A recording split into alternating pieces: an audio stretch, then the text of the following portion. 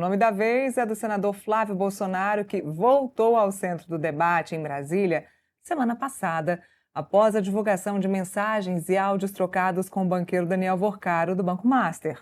O caso repercutiu nos bastidores políticos e já mobiliza o Partido dos Trabalhadores, que pretende manter a ofensiva contra o senador e pré-candidato à presidência pelo PL no Rio de Janeiro.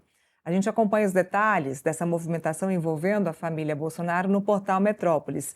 E a matéria é a seguinte: caso Master, ofensiva do PT, focará em Flávio e Eduardo Bolsonaro. A partir de agora, o PT deve ampliar o foco para o ex-deputado Eduardo Bolsonaro. Isso porque a reportagem do Intercept aponta que o filho 03 de Jair Bolsonaro atuou como produtor executivo do filme Dark Horse. A gente vai explicar isso também mais para frente no programa para vocês. O site também revelou que Vorcaro teria desembolsado cerca de 61 milhões de reais para financiar o projeto, cujos recursos teriam sido solicitados pelo outro irmão, pelo Flávio Bolsonaro. Segundo petistas, não houve orientação direta do Palácio do Planalto para a mobilização contra a família Bolsonaro. Essa iniciativa teria saído da própria direção do partido, que vem adotando uma estratégia de críticas constantes, sobretudo nas redes sociais. E isso a gente viu no último evento que teve do Partido dos Trabalhadores aqui em Brasília. E nós não estamos falando de Palácio do Planalto, a gente está falando de PT, de partido. É melhor não confundir uma coisa com a outra. E como mostrou o Metrópolis, na coluna do Gadelha, a Polícia Federal investiga se parte desses valores foi desviada para custear as despesas à vida do Eduardo Bolsonaro lá nos Estados Unidos. Bom, apesar da escalada, o PT tem adotado cautela no tom dos ataques e essa estratégia prioriza a reprodução de reportagens de veículos de imprensa sem adjetivações diretas. A avaliação interna é que o uso de informações já publicadas confere mais credibilidade às críticas. Isso não impede, claro, a produção de conteúdos próprios voltados à viralização. A avaliação de alguns petistas é que ainda é cedo para saber se Flávio vai desistir da candidatura e que a decisão cabe exclusivamente ao ex-presidente Jair Bolsonaro. Mas o que a gente está vendo é que Jair Bolsonaro tem determinado que Flávio vá até o final. Falamos do PT, agora a gente precisa entender como é que o PL e como é que a campanha do próprio Flávio vai agir daqui para frente, porque é necessário agora uma campanha e uma batalha para que Flávio Bolsonaro se mantenha, né, na sua campanha eleitoral. Como é que Flávio vai agir? Como é que os aliados de Flávio e a sua campanha vão agir daqui para frente? Não sou eu que vou responder isso, não. Quem vai falar desse assunto com a gente hoje é o Gustavo Zucchi, da coluna do Igor Gadelha, que já está aqui comigo. Zucchi, muito bom dia. Já agradeço a sua participação aqui com a gente. Muito obrigada. Bom dia, Neila. Bom dia a todo mundo acompanhando o Contexto Metrópolis. Mais uma vez um prazer estar aqui para conversar sobre esses bastidores que agitam Brasília nesta segunda-feira animada. Falei do PT, de como o PT está agindo, como é que já vinha agindo desde a última convenção do Partido dos Trabalhadores aqui em Brasília. Mas a gente tem que entender como é que o PL, o Flávio, os arredores do Flávio e a campanha do Flávio vão decidir agir daqui para frente. Por quê? O Flávio se antecipou. Na linha do tempo, ele falou diversas vezes ali de forma atabalhoada. Muito me parece, Zucchi, que ele ou não ouviu alguém que o instruiu ou simplesmente passou por cima e falou o que bem veio na cabeça dele, bem à la Bolsonaro. Me pareceu muito o Jair Bolsonaro falando, sabe? Teve semelhanças, Muita né? semelhança. Assim, de sair falando, de reagir antes mesmo de ter uma estratégia, de ter um plano, de entender a situação, de entender até onde pode ir essa crise com o Daniel Vorcaro. A gente conta na coluna hoje justamente como que a campanha, como os profissionais que estão trabalhando com o Flávio Bolsonaro estão se planejando agora, depois que o tsunami já invadiu a praia, para reagir, para tentar reverter essa situação de queda do Flávio Bolsonaro após todas essas conversas com o Daniel Vorcaro aparecerem na reportagem do The Intercept. A campanha avaliou o seguinte: é um momento de se voltar para a base, é um momento de se voltar para a militância bolsonarista. Por quê? A campanha decidiu o seguinte: olha, vamos dividir a reação à crise em 3 frentes em 3 frentes, em 4 fases espalhadas pelos próximos meses, 4 fases espalhadas pelo tempo. Essa primeira frente, essa primeira fase vai ser justamente voltada para a militância. A campanha identificou que nas redes sociais, antes da crise estourar, o Flávio tinha 4 comentários positivos para cada negativo. Ou seja, eram os bolsonaristas aproveitando aquilo que eles sabem fazer de melhor, que é trabalhar com as redes sociais, que é falar diretamente com o eleitorado por meio das redes sociais. Após a crise com o Vorcaro, após a revelação de que o Flávio Bolsonaro pediu patrocínio para o banqueiro Daniel Vorcaro para financiar o Dark Horse, o filme que vai ser lançado em setembro sobre a vida do Jair Bolsonaro, especificamente sobre a facada em 6 de setembro, foi 6 de setembro? 7 de setembro de 2018, eles identificaram que inverteu essa ordem das redes sociais, o que para os bolsonaristas é muito negativo. Depois da crise, a cada comentário positivo que tinha o Flávio Bolsonaro, tinham 2 negativos. Então a ideia é a seguinte: vamos se voltar para o eleitorado bolsonarista, vamos voltar para o público fiel ao Jair Bolsonaro e que, consequentemente, é fiel ao Flávio Bolsonaro. E vamos dar munição para esse eleitorado reagir de forma orgânica nas redes sociais, rebater as críticas, entender que, na visão dos bolsonaristas, o Flávio não fez nada demais, ele não sabia que o Vorcaro estava envolvido em uma série de escândalos de corrupção, que tinha negociações escusas ali com o BRB, que tinha uma rede intrincada de poder aqui em Brasília, e que, na verdade, ele simplesmente foi alguém que tinha dinheiro, que tinha condições de financiar um filme e ofereceu ali esse negócio. Olha, teremos um filme muito lucrativo, etc. Você não quer uma fatia da bilheteria em troca de financiar o filme, de mandar dinheiro para a gente conseguir fazer essa mega produção aí de 120 milhões de reais ali, um dinheiro considerável para uma produção cinematográfica? Então a ideia foi justamente: vamos abastecer o eleitorado bolsonarista com esses argumentos, vamos abastecer o eleitorado bolsonarista com essa munição para que, de forma orgânica nas redes sociais, esse eleitorado fiel, esses bolsonaristas, essa militância, consiga reagir e a gente consiga começar a novamente remar contra essa maré negativa. Bem, a avaliação da campanha é que depois dos últimos dias ali, especialmente depois da entrevista que o Flávio deu para a Globo News, que ele acabou sendo bastante criticado, muita gente achou que ele não foi bem nessa entrevista, a campanha disse que conseguiu pelo menos ficar no 0-0. Então, hoje, para cada comentário negativo, há um comentário positivo. Ainda está bem aquém do que ele tinha ali há umas semanas atrás, 4 positivos para cada negativo, mas pelo menos é um indicativo positivo para esse primeiro momento, de que essa ideia de abastecer a militância, essa militância tão fiel e essa militância com tanta capilaridade nas redes sociais, pode ajudar nesse momento.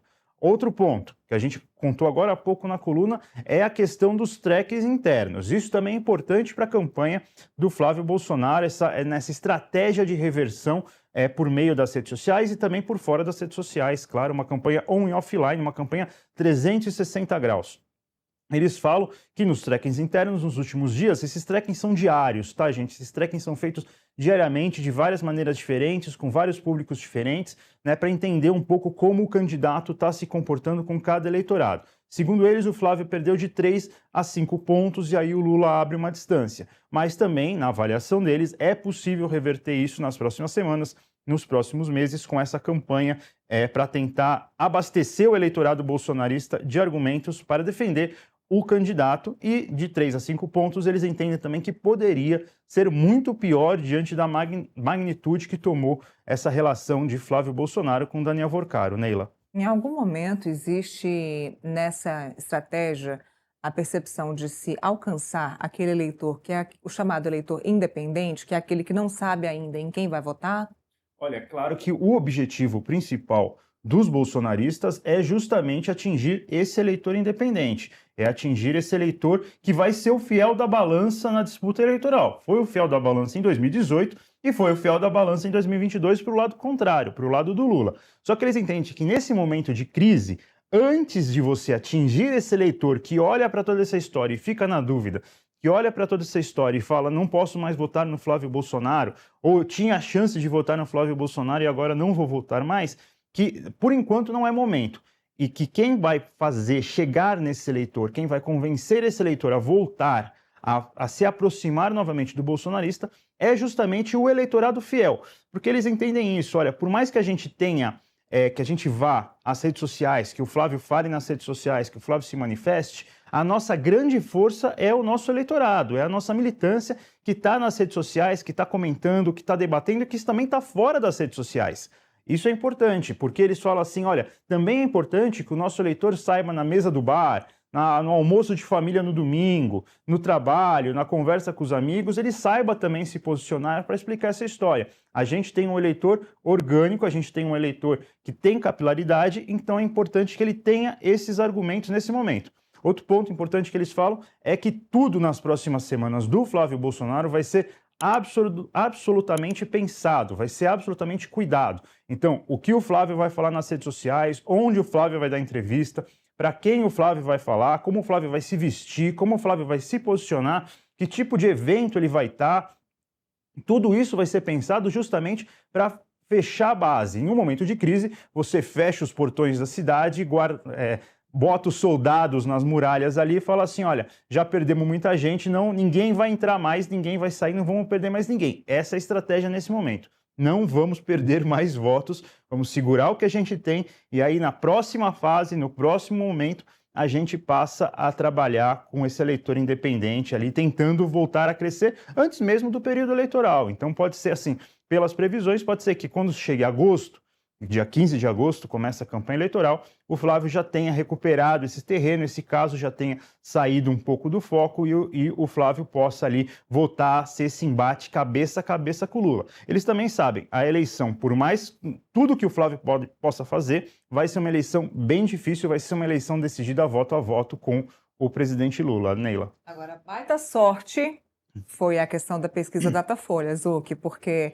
a pesquisa foi feita um dia antes da questão do vazamento do áudio e no dia do vazamento do áudio. Então, isso trouxe um fôlego também para o Flávio Bolsonaro, porque se essa pesquisa fosse feita depois mesmo, apenas depois do vazamento do áudio, talvez isso poderia ter prejudicado mais o Flávio Bolsonaro. Mas a pesquisa Datafolha, trazendo um empate no segundo turno com o Lula e com o Flávio Bolsonaro, isso trouxe um fôlego e um alívio, certamente, para a campanha e para o Flávio Bolsonaro, porque você imagina, o vazamento desse áudio já trouxe um transtorno. Se sai uma pesquisa com um número muito descolado do Lula com o Flávio, seria um segundo transtorno mais difícil de reverter. E a gente tem que lembrar que o Flávio Bolsonaro, nesse momento, ele não está enfrentando apenas o Lula, ele está enfrentando resistências internas dentro do próprio campo da direita. Ou seja, em um momento em que aparecesse uma pesquisa, em que ele sangrasse muito, em que abrisse muito uma distância dele para o Lula, com toda certeza, os outros nomes da direita que querem se viabilizar e que já saíram à caça de Flávio Bolsonaro após esse momento, após essa crise com Daniel Worcaro, eles estariam muito mais fortes para fazer essas críticas. Eu falo de Romeu Zema, eu falo de Ronaldo Caiado, eu falo de Renan Santos, mas eu falo também de Michele Bolsonaro, que apesar de estar ali cuidando do Jair Bolsonaro, né, falar que não tem intenção de sair candidato, muitos aliados dela, no dia em que o Flávio Bolsonaro, em que saiu as conversas com o Flávio Bolsonaro, muita gente ali no Congresso Nacional, muita gente, né, no entorno do Flávio Bolsonaro, mas que é mais próximo a Michele, já estava falando que ela é o plano B, que se acontecer alguma coisa ela vai ser candidata, ela vai ser candidata, ela vai ser candidata. Então, em um momento de fraqueza, o Flávio não olha apenas para o Lula, ele olha para o próprio campo da direita, em que todo mundo, todo mundo não, mas muita gente quer o pescoço dele, quer que ele mais sangre mesmo, para que o seu próprio nome se viabilize. Isso aconteceu com Romeu Zema.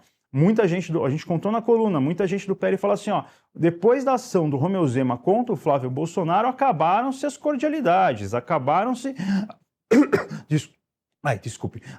acabou a amizade com o Romeu Zema. A partir de agora é guerra, a partir de agora muita gente pedindo, inclusive para o presidente nacional do PL, Valdemar Costa Neto, cortar nacionalmente as relações com o Novo que poderia ser aliado em muitos estados, como Minas Gerais, Rio Grande do Sul. É uma situação complicada. Ronaldo Caiado também saiu para criticar Flávio Bolsonaro, saiu para apontar que essas conversas não poderiam ter acontecido. Renan Santos, que é talvez o nome mais antipolítica do momento que a gente tem, o nome mais, vamos falar assim, não vou falar radical, mas vou falar o nome mais parecido com o próprio Jair Bolsonaro em 2018, um outsider de um partido pequeno, sem tempo de televisão, sem ter uma grande eleição ali nas costas, né, sem ter concorrido a um cargo executivo, é um cara que está louco para ser conhecido, um cara que está tentando ser conhecido, um cara que está tentando aparecer e que saiu atirando contra Flávio Bolsonaro de forma muito incisiva, muito insistente ali, apontando que ele é o candidato que não tem nenhuma relação com os banqueiros, ele é o candidato que não tem nenhuma relação com a elite política, ele que é o candidato que não tem nenhuma relação com Ciro Nogueira, que é investigado no caso Master, né? Foi alvo de busca e apreensão na semana passada também, na semana retrasada, perdão. Então, o Flávio tem essa questão, ele enfrenta não apenas Lula, mas ele enfrenta também todo o campo da direita que quer se viabilizar, que não quer ele como candidato, que quer a si próprio como candidato. Neila. Muito bem, Gustavo Zucchi, obrigada pela análise, pelas explicações aqui para mim e para nossa audiência. Até a próxima oportunidade. Até a próxima, Neila. Um prazer estar aqui e um bom dia a todos.